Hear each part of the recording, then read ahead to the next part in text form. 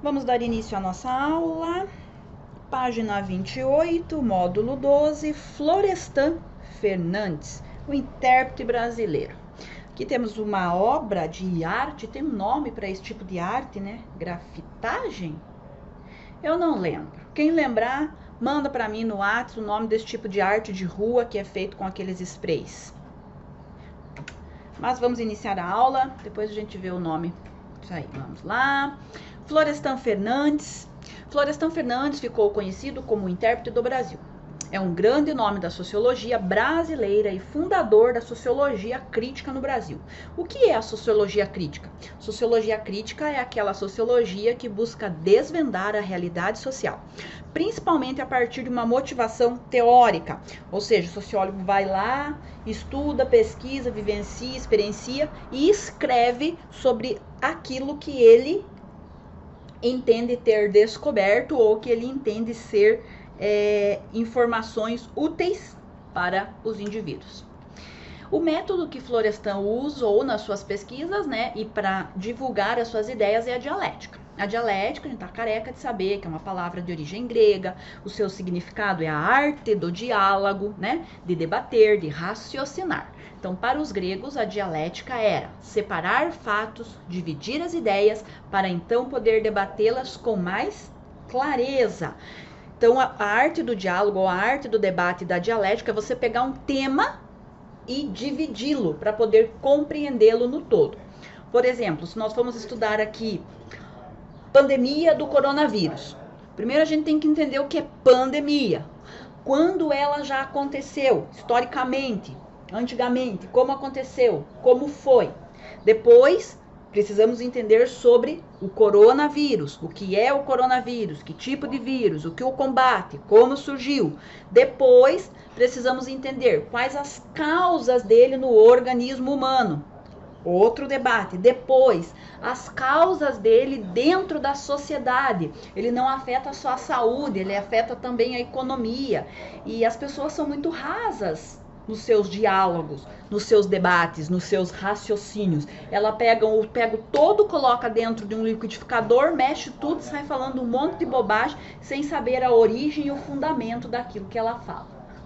Então, debater, dialogar é você separar fatos, dividir as ideias, para então debater com clareza. Senão não é debate. Debate é a gente ampliar o conhecimento sobre um determinado assunto. As pessoas confundem debate com você ficar colocando a sua opinião numa conversa. A minha opinião, a opinião do Zé, do Luiz, do João, se não tiver fundamentação teórica, história, científica, antropológica, a opinião não vale nada, é só a opinião do indivíduo. Ele tem o direito de opinar, mas não significa que a opinião dele seja útil para a sociedade ou para os indivíduos.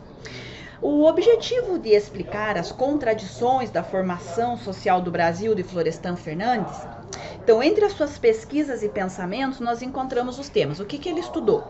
Conflitos inerentes ao desenvolvimento da nossa sociedade, questões de interpretação crítica de nossa divisão de classe social no processo do escravismo para o processo de trabalho assalariado e a integração do negro na sociedade.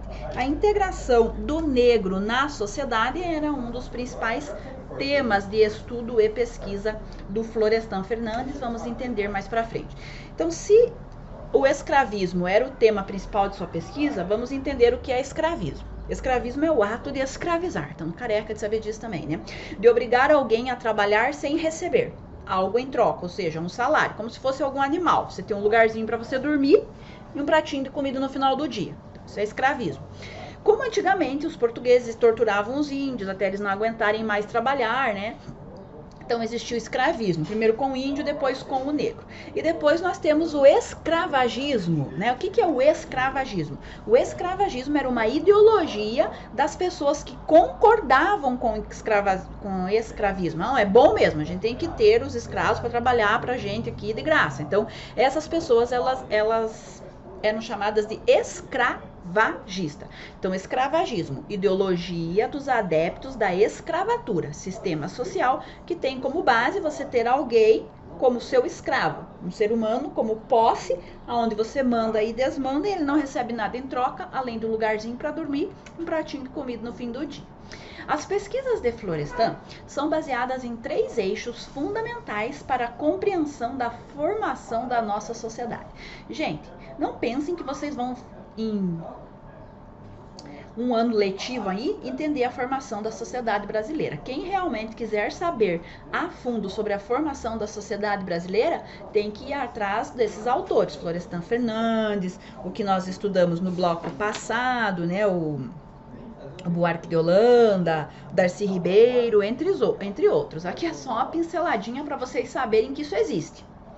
Então, qual é o eixo da pesquisa dele? A colonização, o escravismo e a burguesia brasileira. Desses 3 momentos ou característica, ele apresenta uma interpretação da formação da nossa sociedade, ou seja, do ponto de vista dele. Colonização, vamos entender aqui o que é a colonização. É o ato de colonizar. Ou seja, é quando pessoas de um determinado país ou região vão para outra região desabitada com nativos para habitar ou explorar.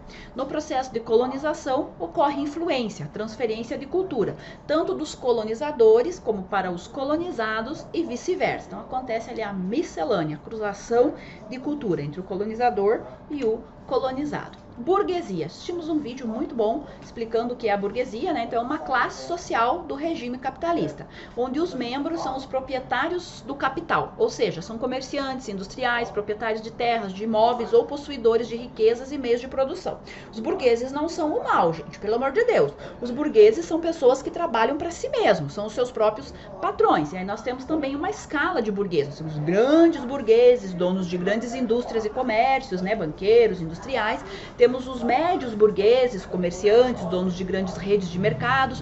Temos os pequenos burgueses, donos de lojas, donos de pequenas indústrias, donos de pequenas empresas, tá? O carinha lá, que tem a sua lanchonetinha, é um pequeno burguês. Ele trabalha para si mesmo. Então, entendo, o burguês não é o mal. O burguês é o cara que trabalha para si mesmo, que não tem patrão. E toda e qualquer pessoa que trabalha como funcionário é a prole, não importa se você ganha 25 mil por mês. Se você trabalha para uma empresa, você não é o burguês, você é a prole. Segundo o sociólogo Otávio Lani, a interpretação do Florestan, ela refaz a interpretação do quadro da primeira missa. Vocês têm essa imagem aí na página 28. Uma vez examinando esse quadro, ele diz que esta história contada não é verdadeira, que os índios aceitaram os portugueses aí de boa, ficaram felizes com a nossa chegada e tal. Não, foi um momento conflituoso de guerra e derramamento de sangue. Então, de uma atitude de uma leitura de passividade, como é apresentado no quadro, emerge a análise de Florestan, de que as coisas não foram desta maneira, mas que a colonização ocorreu de forma violenta e sangrenta. Bom, gente, não precisa estudar muito para saber que toda e qualquer colonização vai acontecer de forma violenta e sangrenta. A nossa não foi diferente, tá? Você chega num lugar, tem nativo, você acha que os nativos vão dizer não? Fica com tudo que é nosso que a gente se retira. É lógico que não, né? Nos Estados Unidos também houve as lutas ali com os índios, com os Cherokees, até que os brancos foram tomando conta e os Estados Unidos é o que é e acabou com os índios lá, né? Hoje existem poucas reservas ali com os índios. No Brasil também não é diferente, tá, gente? É lógico que foi com conflito, guerra e derramamento de sangue. Segundo o sociólogo, observando essas relações, é possível compreender a formação da nossa sociedade e perceber em nossa sociedade as características herdadas dessa colonização.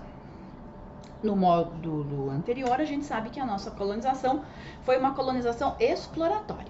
Florestan, então, denuncia a farsa do contato pacífico entre o índio e o colonizador, o escambo, que era a troca, né, a escravidão, a catequese, não são expressões de uma colonização pacífica. O índio respondeu à invasão do branco de 3 formas, né, para preservar a sua autonomia, sua cultura, sua forma de viver. Primeiro,